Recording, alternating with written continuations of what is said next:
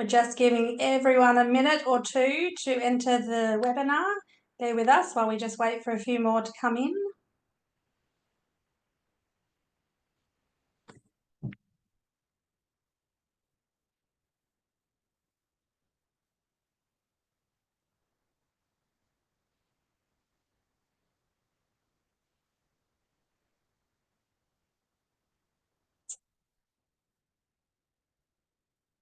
We'll allow for one more minute, and we like to punctually get started, so bear with us for one more minute.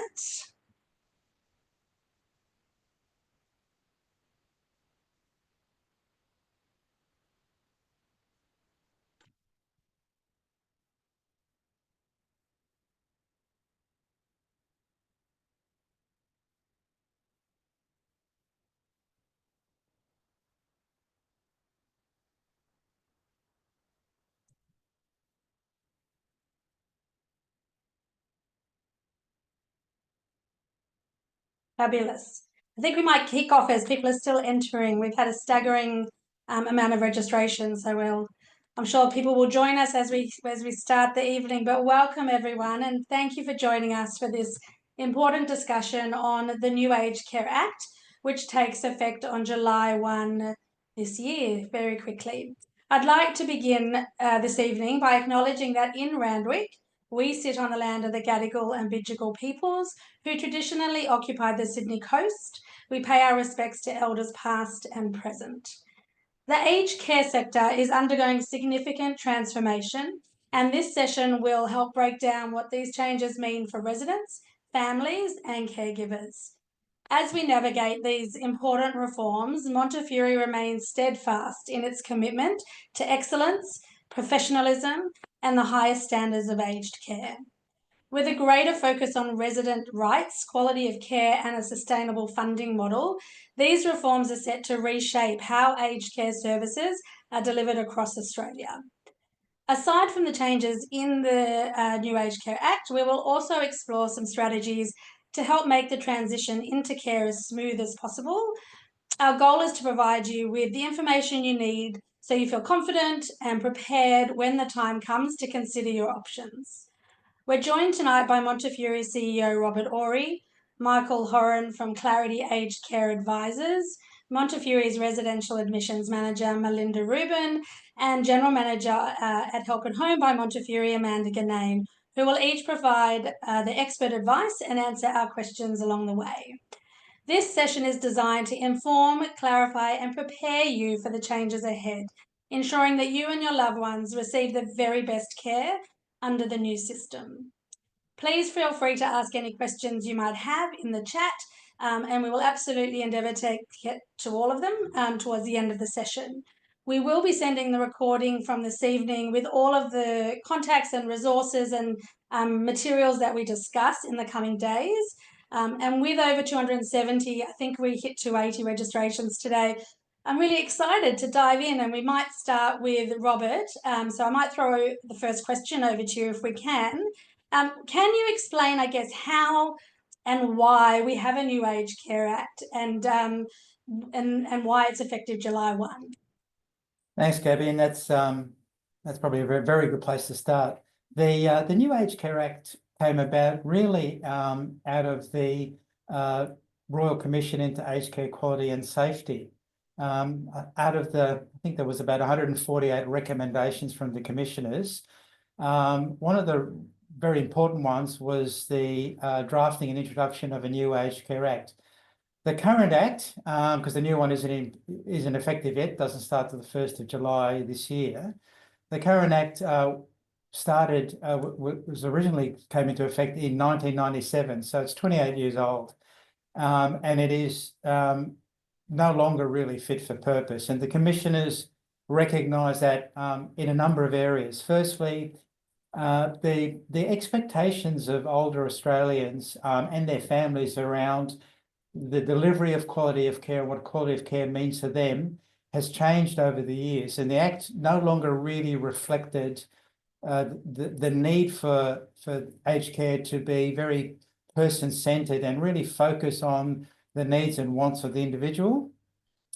It also recognised that if you were to instigate that level of quality of care, there needs to be accountability for providers in terms of providing that care. But most importantly, I think the Commissioners recognise that if you want to deliver quality of care to older Australians, you need to make sure that there's a sufficient funding in the system to be able to provide that care. So the new Aged Care Act seeks to address all of those issues to make it far more clear as to what quality of care looks like for older Australians, hold providers accountable, and as I said, make sure that that there's sufficient finance in the system to be able to deliver those care outcomes. And I have to say that whilst there was a recommendation from the Royal Commission, the aged care sector was unbelievably supportive of the introduction of a new Aged Care Act because we clearly recognise that it was time for a new act.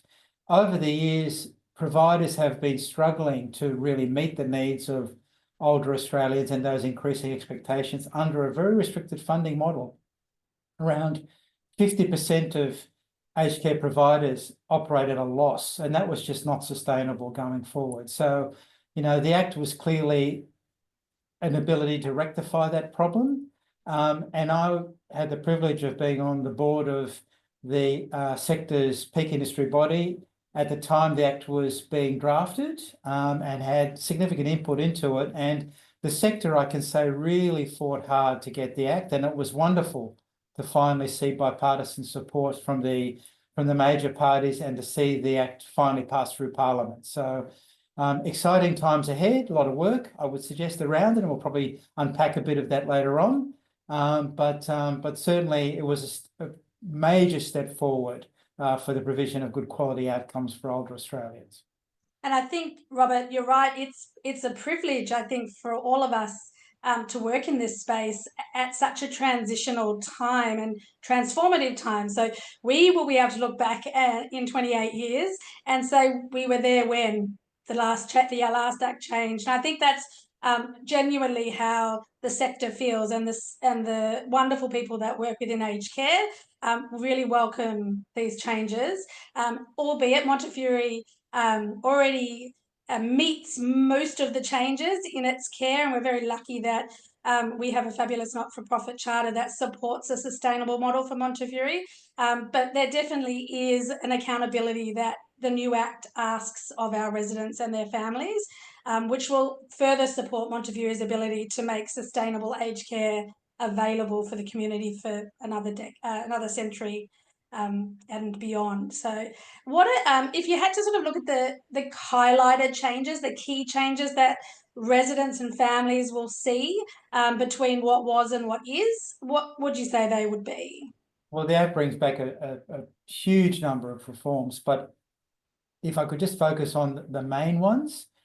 Firstly, around the expectations of older Australians around the care they receive, that is really embedded in the new strengthened aged care standards. So with the Act comes a set of new quality aged care standards that providers need to comply with. And it really focuses on, as I said earlier, that person-centred care approach, and it's been referred to often as a rights-based act, where people have a right to receive quality of care, really irrespective of their financial means. And again, we'll probably talk a bit more about that a bit later. And with those new standards, obviously comes the accountability side of it too, where providers need to be held to account. And I have to say, providers are more than happy to be held to account to provide quality of care if they have the financial framework in order to be able to deliver that expected level of care. And so the second major change is really in the financial side of it. Firstly, if I could just look at residential aged care, which has been the one that's been under the most financial pressure over numbers of years. And with that comes a recognition, firstly, that we needed more funding in the system, and that's going to be delivered through a combination of government subsidies or government funding, so the taxpayer, but also co-contributions from consumers or in residential aged care residents, where people that have the means to pay more towards their cost of care will be expected to contribute more. And I think that's very important, that it is means tested. And the government's been quite sensitive to the fact that, we should only be looking at asking people to pay more where they can reasonably afford to do so. And so that combination of more consumer contributions and government subsidies should address that. In terms of the consumer contributions in ResiCare, the big one is introducing a retention of the refundable accommodation deposit. So currently, if you have financial means, you're expected to pay a refundable accommodation deposit, where currently you get all of that back. The new act will allow providers to retain a relatively small portion of that refundable accommodation deposit. So it's currently, the act allows for 2% a year over a maximum of 5 years, so 10% of the balance of the RAD can be retained. That's quite a modest amount, because a retention of what is termed an entry contribution in retirement living has been in place for a long time.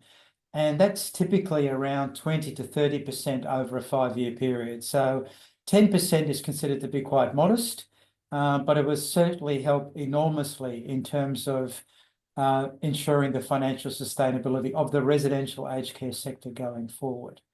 And just for the audience who may not be familiar with a RAD is really paying for the right to occupy a particular room within a facility, and those RAD prices will vary from facility and operator.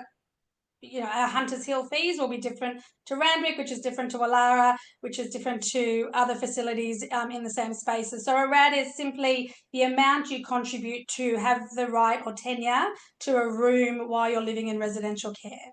Just to put a bit of clarity for those that and that that payment that you make, albeit that it's fully refunded, the provider can retain the earnings that it can earn off investing that money.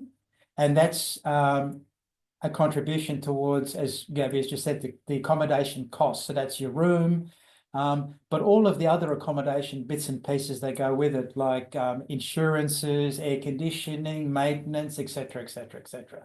Yeah. So that's going to be a huge benefit. In terms of home care, probably the really big change there is, there's currently 4 what's called packages available for home care, which is funding packages for people that are accessing home care services.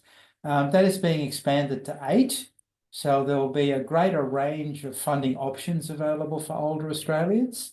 And also the government has committed to introduce a further 300,000 home care packages over the next 10 years, just in recognition of increasing demand for people to be able to be maintained in their own home for as long as they want to, and to avoid them coming into residential aged care unless it's really absolutely necessary.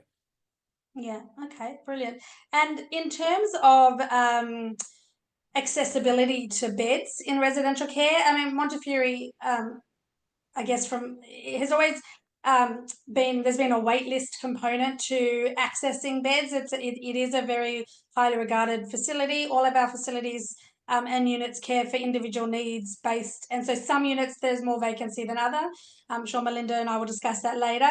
But do we feel the new Aged Care Act is going to impact availability of beds in the space? Yeah, good question. I think the answer is twofold. I think in the short term, I think there could very well be, it could become a bit more difficult to get a placement in a residential aged care bed. And they say that because the new funding arrangements that are coming into place, i.e. the retention of the RAD and the changes to the co-contributions, only affect new residents coming in from the 1st of July. So all existing residents that are in residential aged care prior to 1 July 2025 are under the old system. And the new system, if you can afford it, means you're going to pay more. So I think we could see a short-term rush for people coming into residential aged care. And that will certainly, we'll see that increase in demand. So it could be more difficult. But I think longer term, if the residential aged care sector can get on a better financial footing, I think you'll see more investment. You'll see more aged care beds being opened up through new facilities being built and constructed. So I think longer term, Gabby, it'll be a benefit. It'll be easier to get a place, but short term, we could see a little bit of pressure. And I think Mel will concur later. There's the phones, which are never quiet in admissions, are definitely running fairly hot, and I think running hot with a lot of inquiry really just around this July 1 conversation and respite, etc. So we'll delve into that a bit later with Melinda. Just finally, before we sort of look at the financial implications a little bit closer with Michael, Robert, the new Aged Care Act emphasises this centred care model and strengthened consumer rights. What specific steps is Montefiore already doing and in planning to be ready for July 1 when the new standards do drop? Thanks, Gabby. I think it's fair to say that Montefiore has operated with a person-centered approach, or we like to call it person-directed care, for many, many years. So I think we've been ahead of the curve in terms of preparing for the new standards. In fact, I think that overall we comply really currently with what the intent of the new standards is. So in that respect, we are very well placed to meet the new requirements. Having said that, though, there are areas where, from a governance perspective and a compliance perspective, we can do some more work, and we're busy preparing ourselves for that. One example would be that we have always collaborated very well with our residents and their families around their care needs through various, direct one-on-one forums, resident relative type meetings and so forth, but we have implemented formal consumer advisory bodies with consumer representatives and family members at all of our sites, just so we can get even more direct and meaningful feedback from our residents around what their care needs are, how we are currently meeting those care needs, and that gets reported directly up to the board. So it's a very strong conduit for us to really support people in making sure that we do meet their care needs and their expectations. So there is work to be done, but I think by and large, we've been very focused on person-centered care for a long time, Gabby, and I think we're very well placed. Yeah, and I think I'm obviously biased being responsible for client experience, but it is at the heart and soul of everything, every decision made, whether it's clinical or quality of life and choice and dignity. I think that has always, even long before the conversation of a new act, very much driven strategy and decisions around ensuring the resident is at the centre of every decision made with them and for them and with the families. Thank you. I'm sure we'll come back. There'll be some questions, I'm sure, from the audience a little bit more about the Act. But I'd like to, at this point, welcome Michael from Clarity, Aged Care Advisors. Michael is going to share some insights, a little bit more detail around the financial implications of the new Act. What I would say before Michael jumps in is very much in admissions, as well as in the retirement living space, when we're looking at sales in that space, we would always and do always strongly encourage you to seek advice. So if you take one of three things, I'll probably point them out as we go. Number one is seek advice. The teams on site in any operator, Montefiore as well, can provide you with ample information and hold your hand and make that process as smooth as possible. But ultimately, everyone's circumstances are their own, and we are not financial advisors, we're expert aged care providers of care, and that's where Michael and others come in, and they're really influential and impactful and really positively promote a really stress-free way of navigating what can be a challenging time. So, Michael, I'd love to throw over to you and ask you to highlight what the key financial changes are going to be July 1. Robert's touched on a few, but it would be great if you could walk everyone through some of the sort of minutiae around the detail.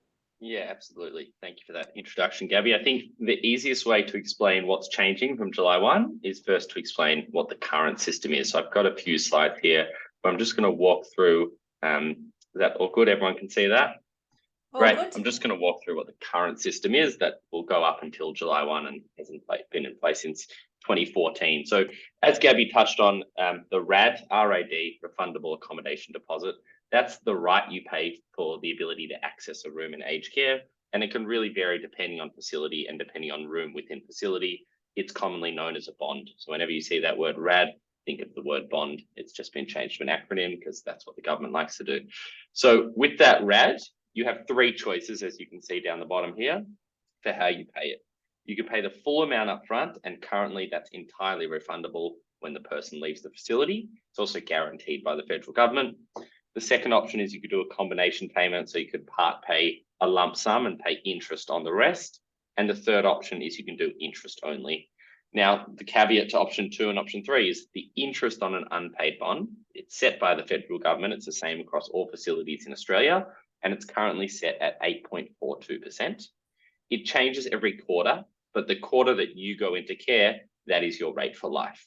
So those are your three options there. You're not set in stone into which of those three options you can do. You can start by saying we're going to pay the interest and then maybe sell a property and then pay the lump sum down the line.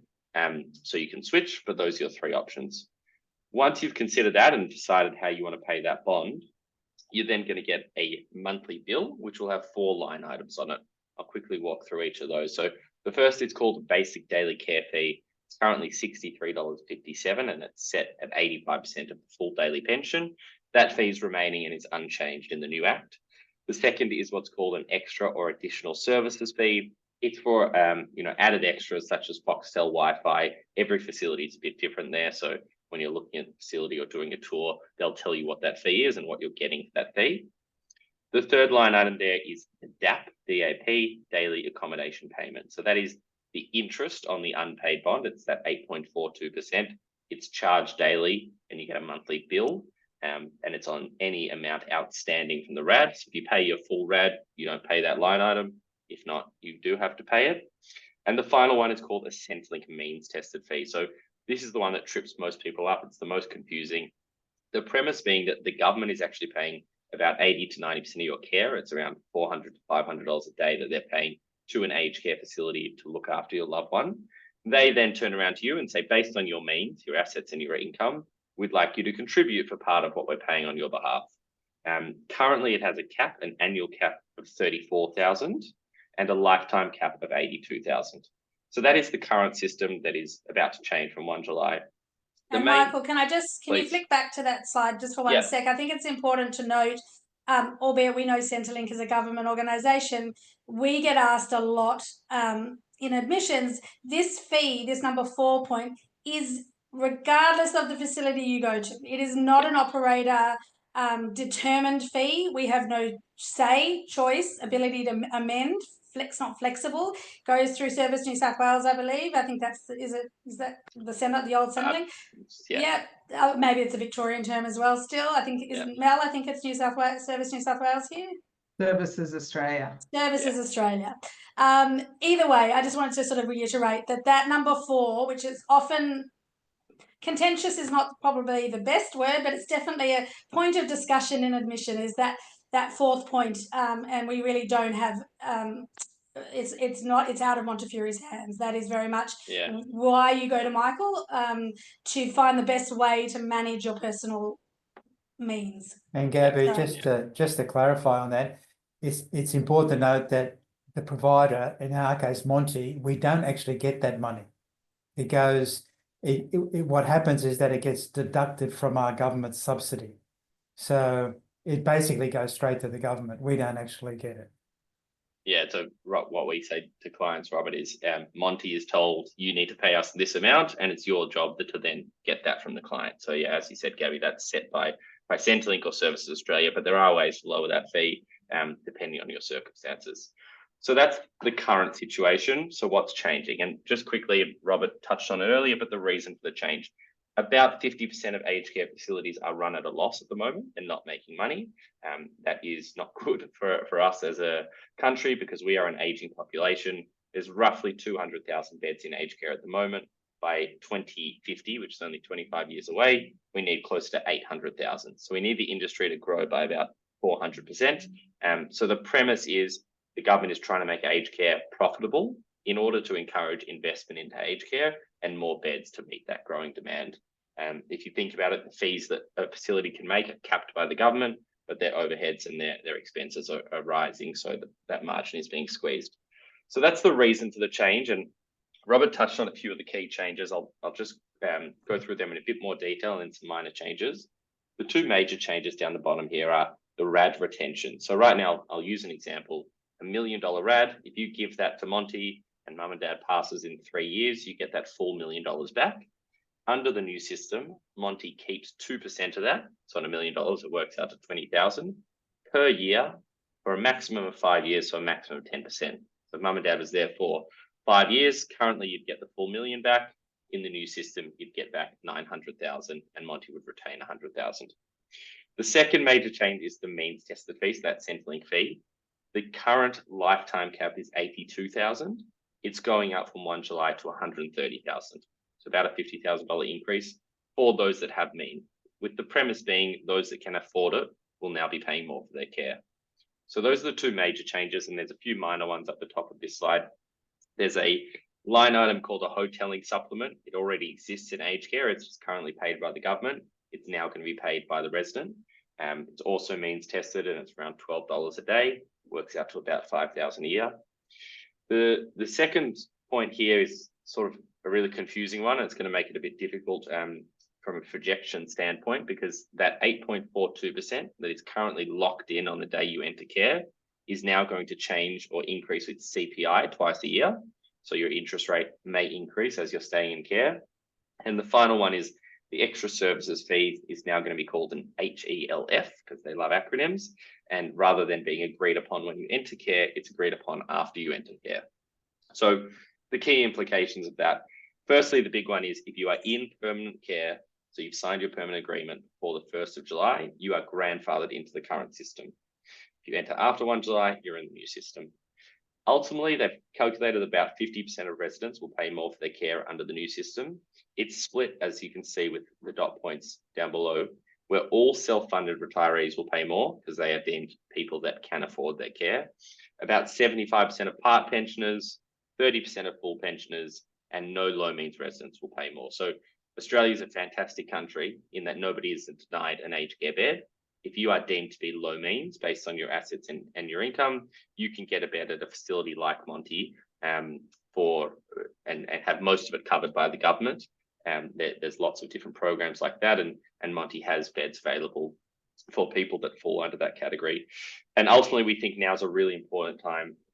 It's always an important time to get advice when you're making a major life decision like entering aged care. But in particular, now we're doing a lot of models for people to say, okay, well, what is it going to cost if mum enters care pre-July 1 versus post-July 1, and showing that. So we've got a really quick example just to wrap up here.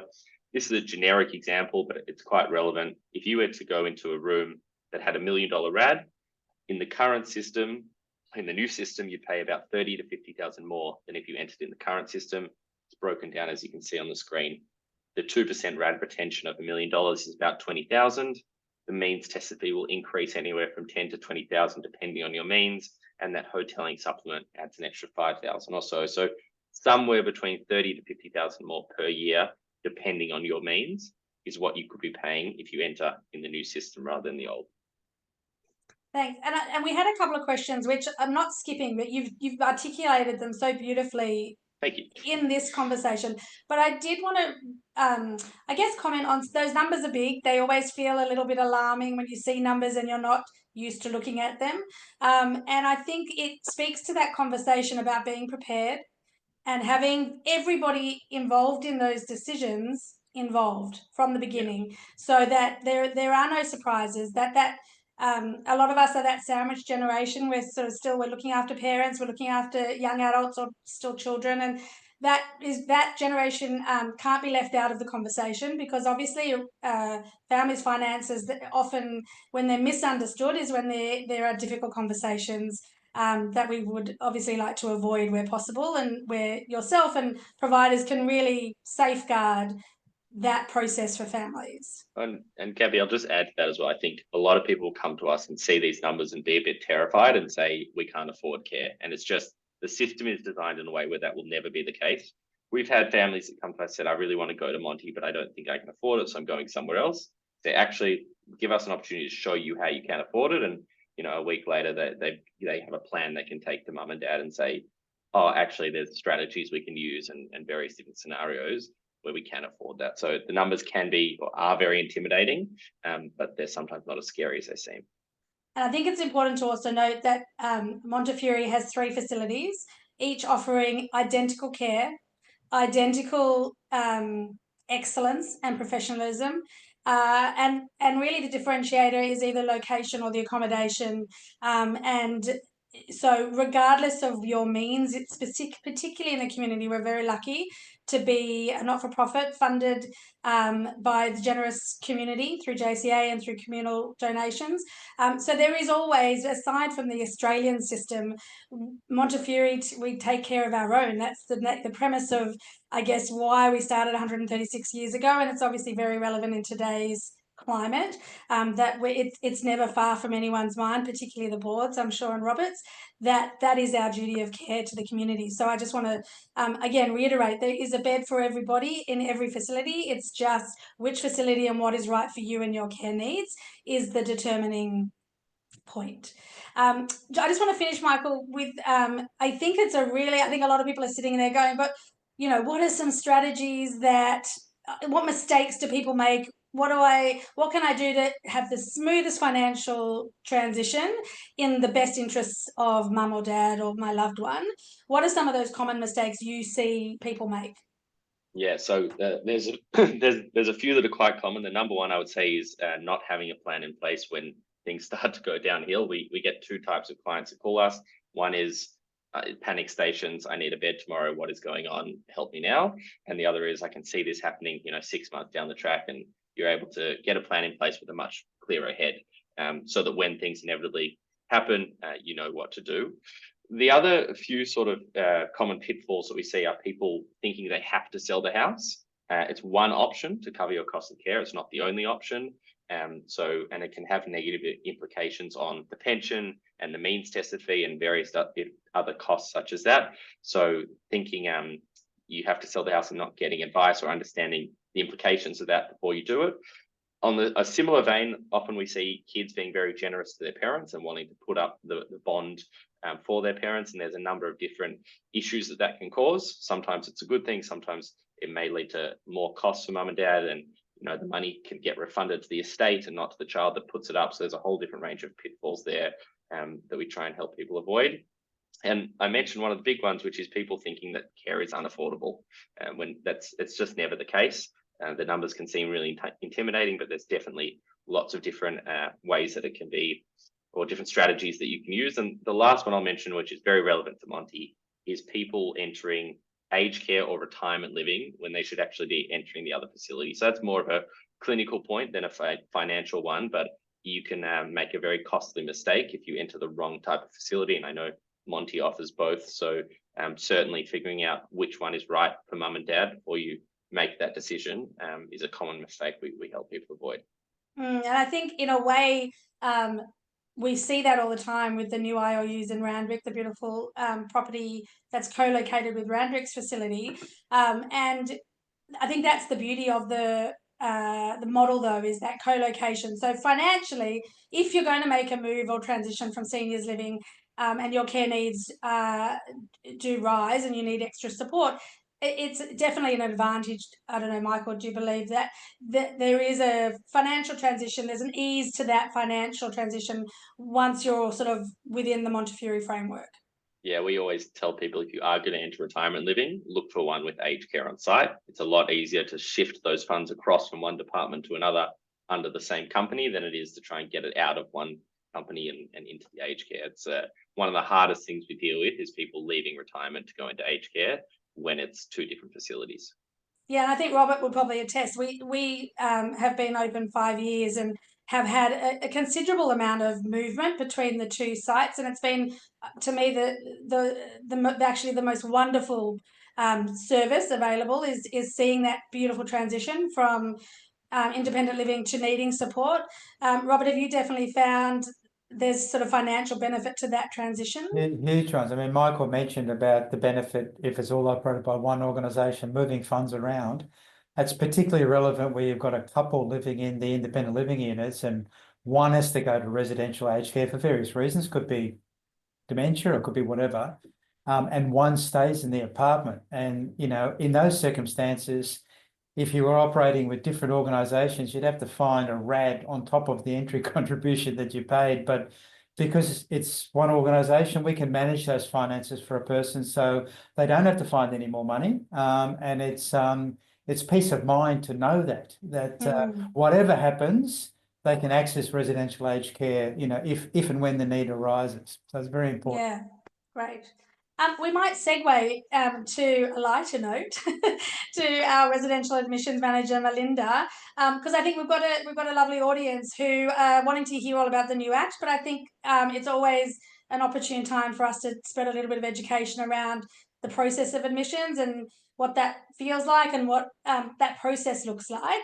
What are some of the key steps if you know, could get a few things across to the audience? What are some of the important steps that they're likely to go through when they talk to you about admissions? Thank you, Gabby. Well, first of all, call the team and talk to us on the phone. We can guide you through the process. There are 3 things that you need coming into aged care with Monty. You need to have had an ACAT assessment done. It's really important, if your loved one has not had this done, that you make contact with aged care, because without the referral codes, you cannot come into aged care. Unfortunately, the wait at the moment can be anywhere from 3 to 6 months. So we do encourage you to follow through on that as quick as possible. Do not put this off.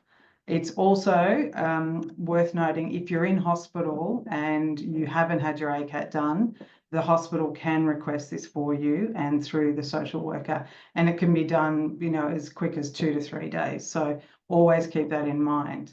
So outside of the ACAT, you'll also need an application form, which we will send to you in an email. We've got an online version of the form. You can complete it online. It will automatically upload to our system and remain there, whether you access it or not. And then outside of the application form, we also require a medical. So this is a referral, a form that we'll send to you. You will take it to your GP, have your GP complete it, return it to us. If you're in hospital, we'll ask the hospital to fill out a referral for you. So, and just on a side note, if you're struggling with emails and you're not able to access an online form, we can always send you out a hard copy and an information pack, and you're more than welcome to fill it out and bring it back and either send it back in the mail or drop it off to us in person. Perfect. And that medical form is completed by the GP. It's not something Absolutely. that the family member fills out. It No. gets sent to the GP. Has happened before, but yeah, absolutely. The GP needs to complete that form, or obviously the hospital if someone's in hospital at that time. And I think the other little nugget that we've learnt over the many years working together is that even if you're in a hospital for a hip replacement or a routine moment or a planned moment, and you're not necessarily thinking care is tomorrow or in a week, if you can get if you find yourself in hospital and you are deemed appropriate of age to consider ACAT, again, it just, once you've got your ACAT, it's a forever. Correct. So yeah, use absolutely. the opportunities that will present before they become a moment of crisis. That's right. And even if you don't need to care at that time, make sure you get that ACAT done. Yeah. So I can't stress enough being prepared as much as possible, because if you're trying to navigate through this, you know, under stressful circumstances, it's so much harder. And you know, even if the admission doesn't go ahead at that time, all that paperwork is stored on our system. You come back to it and it's all waiting there for us to sort of pick up at a later time in the future. Sure. No, absolutely. And how long typically does it take from inquiry to moving in? So we've had some records where maybe it only takes 5 to 7 days, but that can depend on obviously the circumstances, bed availability, and how critical the move is, all the way up to 6 months from when people start talking to us. You know, obviously it all depends on availability, the type of room that they're after, the location as well.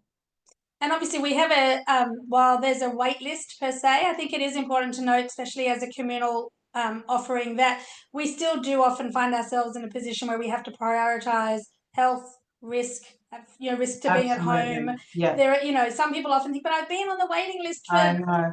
You know, but unfortunately, the nature of the beast is that we do need to prioritise the care requirement.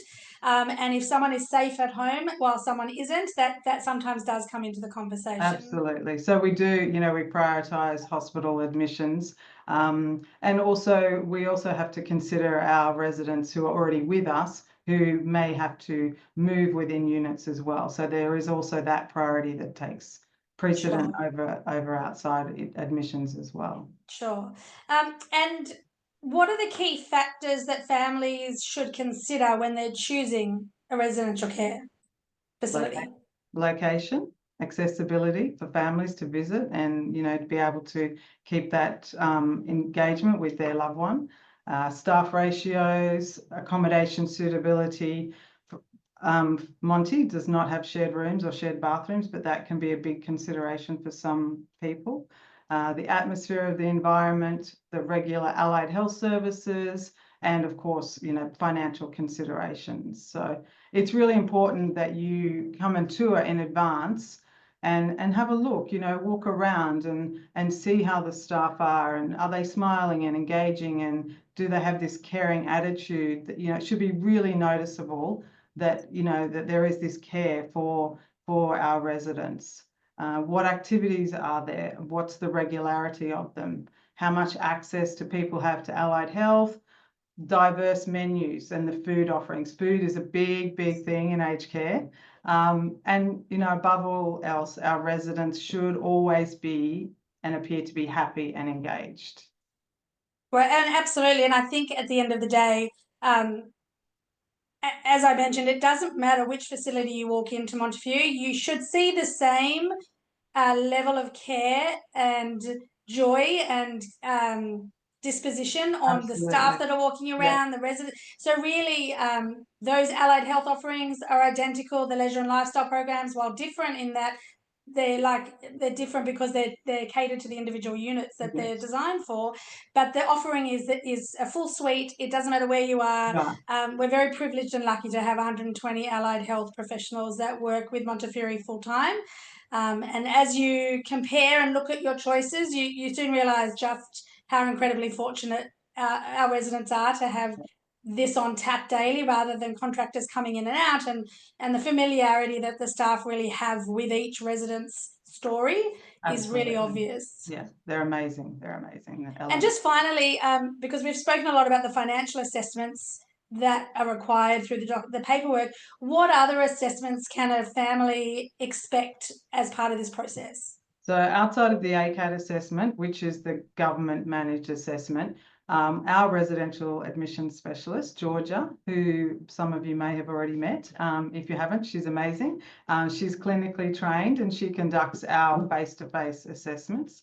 She will meet with you and your loved ones either here on site at either Randwick, Hunters Hill, Wallara, or in hospital, or at home if you know the circumstances are that you can't bring your loved one to us. For some assessments, we may need to include a care manager from the unit where we feel that is the relevant unit for your loved one. And look, it's really important when we talk, we use the word assessment, but it's not a test. And it's an informal discussion for our team to get to know your loved one and understand their care needs. Perfect. And it is, I think people do approach it.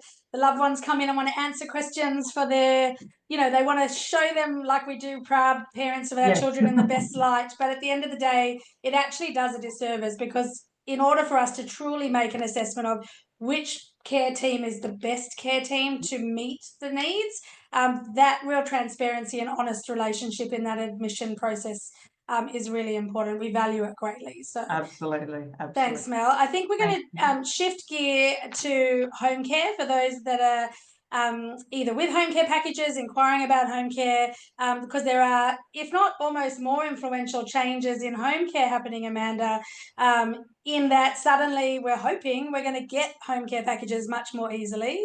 But what are the key changes that you see in the home care program that come into effect July 1 with what will now be the supported home program?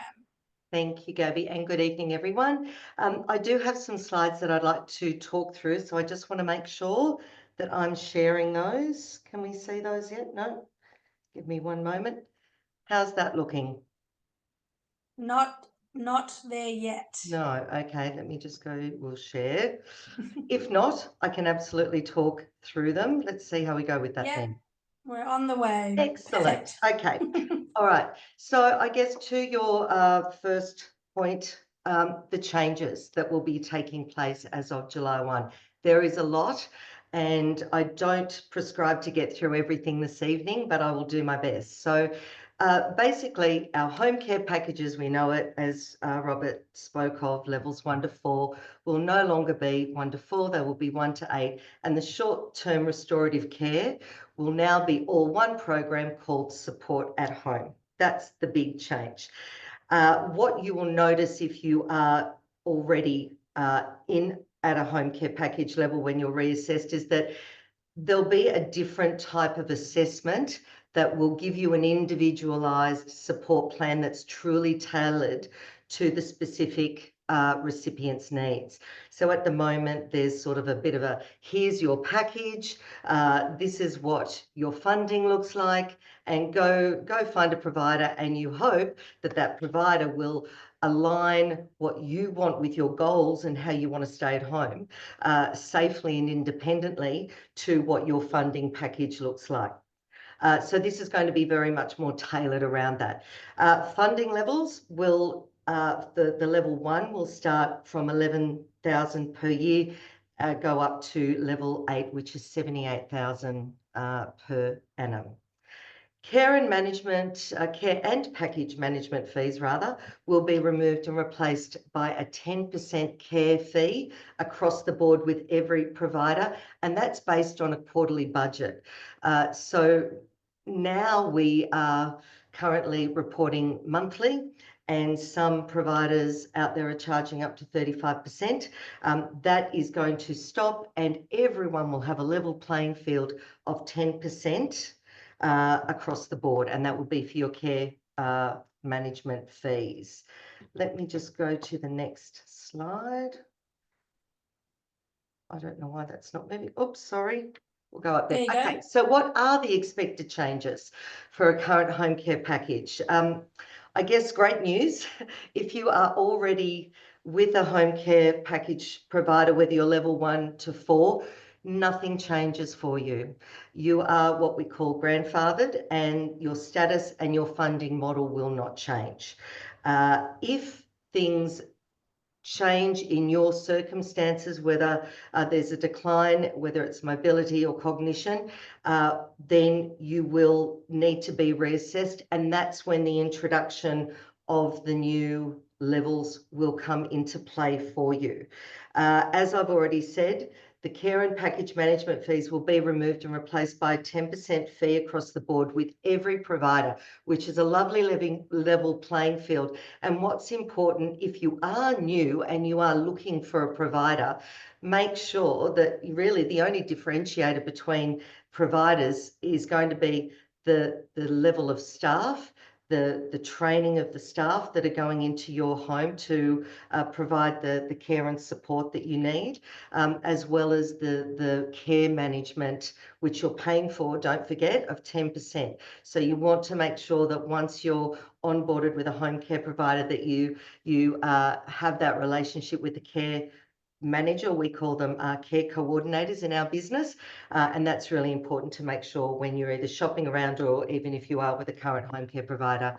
Unspent funds accrued under your current home care package will stay. So I've got some examples of what the home care package will look like in the new supported home program, but this is really important for all current recipients because they get a little bit panicked that their money that they've got, which we call surplus, will go, and that is not the case. You will maintain that until you exhaust that surplus. Okay.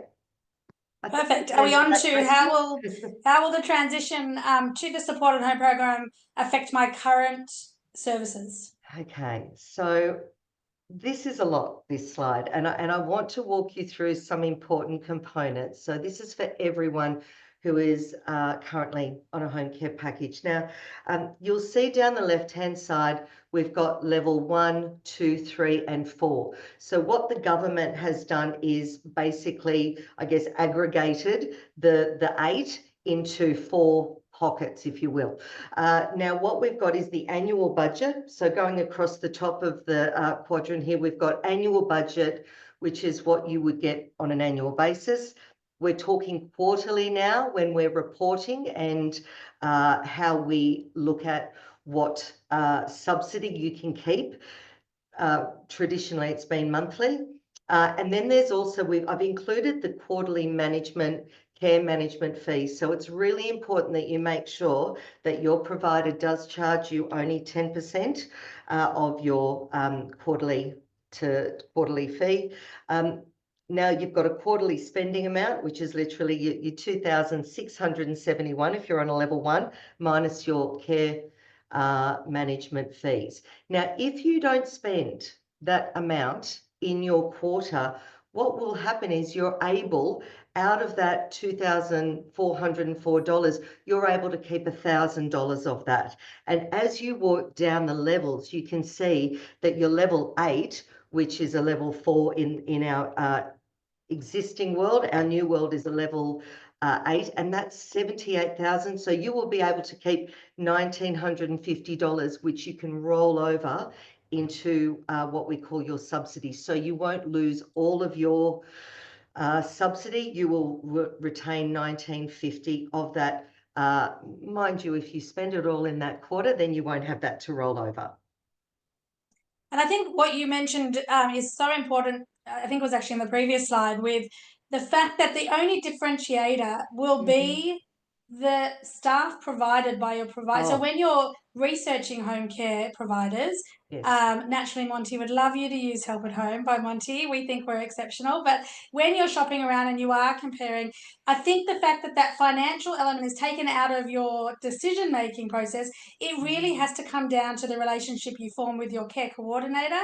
And ours have worked in the community for many years. Many of them have kind of held the same geographical patch, and really understand the recipient or the client, and more importantly their family and their stories. So I think when you are looking at and shopping around, because we're not able to sort of price check and match, we don't need to do that anymore. It does come down to ensuring that you are really comfortable and confident that the provider has understood your needs and are going to provide the best person to service, you know, whether that's clinical or companionship or running up to the shops or gardening or whatever services you require, that you're getting exactly what you need for your individual circumstances. Yes, absolutely. And one thing I will add, and just to Robert's point as well about, you know, that person-centered approach, we've always called it consumer-directed care in the home care space, and we don't call that anymore because that's sort of faded away, but we still have that ethos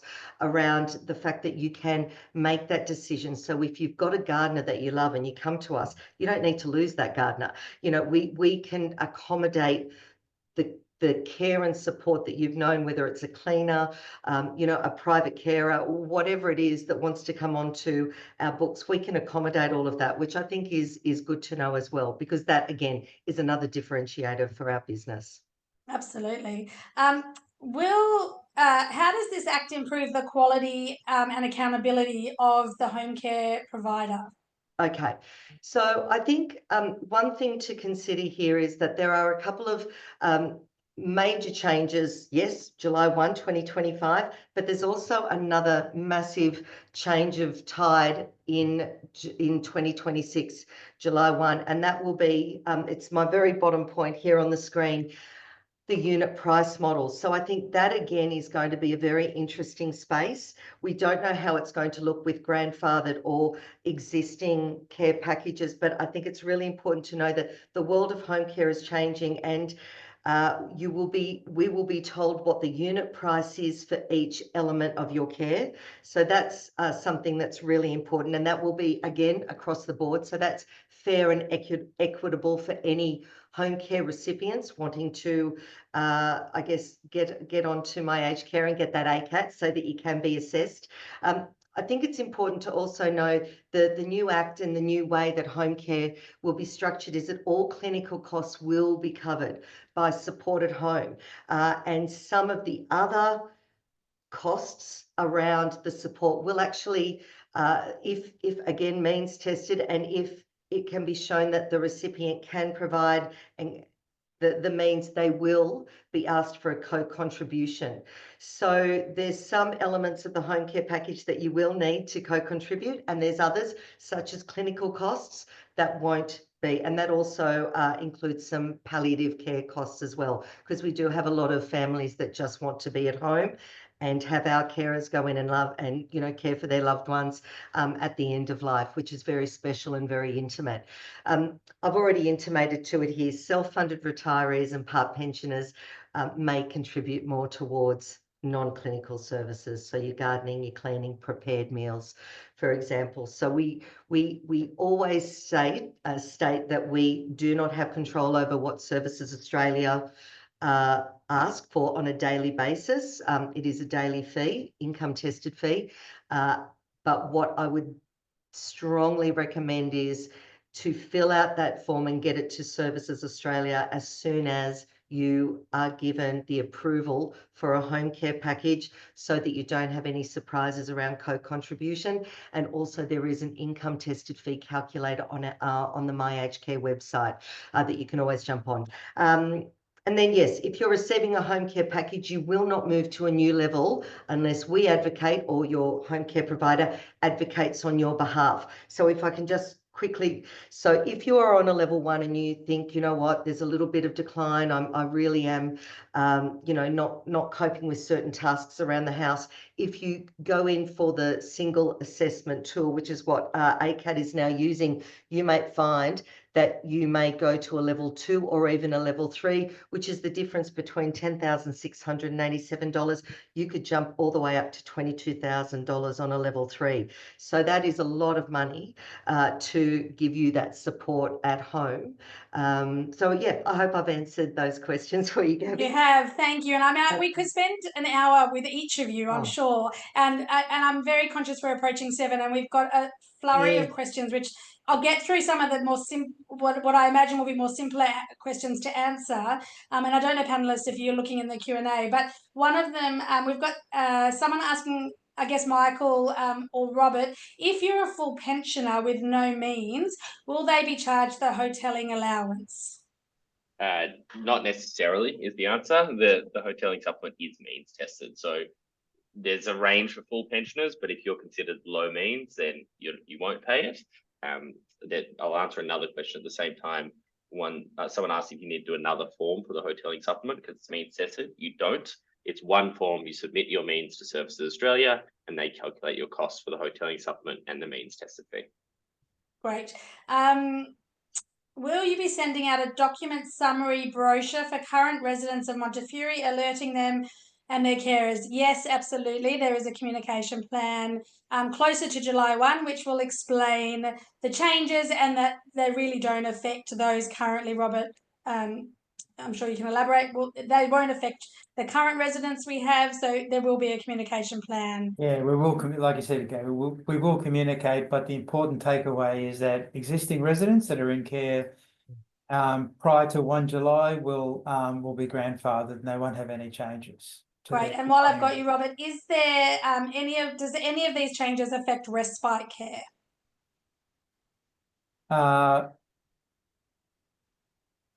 Good question. No, I don't think so. No, yeah, that's my understanding. It doesn't, because RADs don't really apply to respite care. So I think the short answer is no, Gabby. Yeah, no, that's great. Will the 1st of July funds continue to be available monthly as they do now, or will existing surplus need to be exhausted initially? I'm not sure I understand that question. That's a question for Amanda. Yeah, that's around the funding. Yeah. Yeah. So let me just get that question up on my screen so I can. Okay. Hello, Joe. Yes. The funding will be available, but we're actually going to be bundling it up across 3 months. So it's going to be quarterly, and you will not lose your surplus. So if you've got $4,000 sitting in the surplus of your current home care package and you have your quarterly amount come in, then that will roll over as a minimum if you're, say, on a level 1, 2, 3 or 4, 1 or 2 of $1,000. So if you didn't have any services for that quarter, your that $1,000 would go on top of your $5,000. But once you were exhausted, the $4,000 that you've got of surplus, then you are basing the money that you can use for your home care package purely on your quarterly amount. I hope that answered that question. Me too. Yeah, it's a minefield, that's for sure. It is, but again, I guess that actually just reiterates the point. If there's a takeaway beyond trusting in Montefiore and its systems, that we are equipped and ready and excited for the change. I don't think any of us are afraid. And I think anticipation and excitement are probably two good adjectives. But I think being prepared is that one big ticket, whether it's home care or resi, speaking with your financial aged care planner. And I say there are lots of financial planners. I'm sure they're wonderful and have really in-depth knowledge. Our advice would be to seek somebody in the aged care space. It is nuanced, it is layered, it is detailed. And so you really want to trust that the person that you're talking with is really knowledgeable about not only the old system, but particularly the new system and its implications. So I thank you all for coming. I thank our panelists for their contribution and their insight. We will absolutely send a recording out, and we will also have it available on our website. Tune in. I think the next one is in a couple of months for our next Spotlight series. It's a really informative session where we talk about all things aged care and Montefiore. So thank you for attending, and we look forward to seeing you next time. Thanks, everyone.